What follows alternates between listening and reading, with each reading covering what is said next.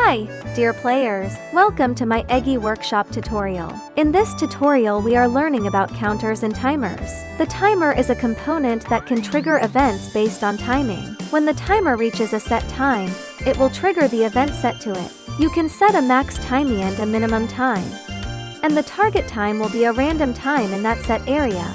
If you need a fixed target time, just set the max and min to the same value. Now, we need to set the event when target time is reached. For example, let's call this event light on. Now, we need this chameleon block to receive this light on event.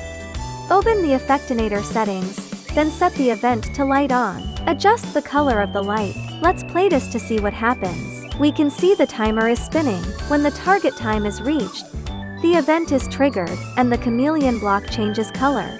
You can also use events to start the timer or pause it. Let's make the event that starts the timer T1, and call the event that pauses it T2. Let's create two event zones. The first one triggers T1 when entered, the other one triggers T2 when entered. Now, let's playtest again. Let's enter T1 zone. We can see the timer has started. Now let's enter the T2 zone, where we'll see the timer pause. If we enter T1 zone again, the timer will start again. The target time was reached, so the block changed color. We can also set reset events. Let's call it T3. Duplicate an event zone and set it to trigger T3 when entered. Now let's play this.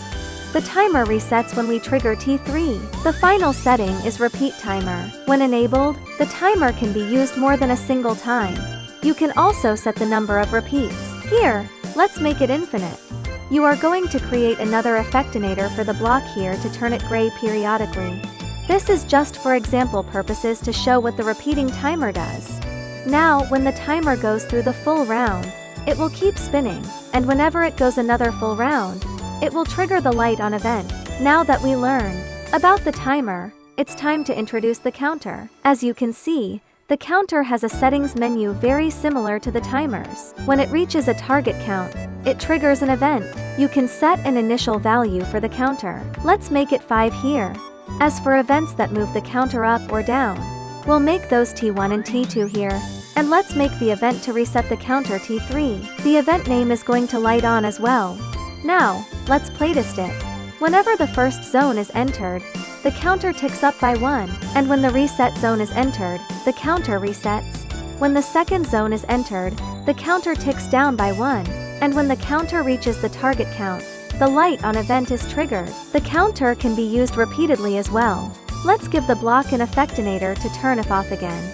Now, let's play this to see what happens. We keep ticking the counter up, and the block lights up when the target is reached. Now the counter is reset to the original count, and we can begin ticking up again. That's all about using the timers and the counters. Let's review what we've learned today one last time.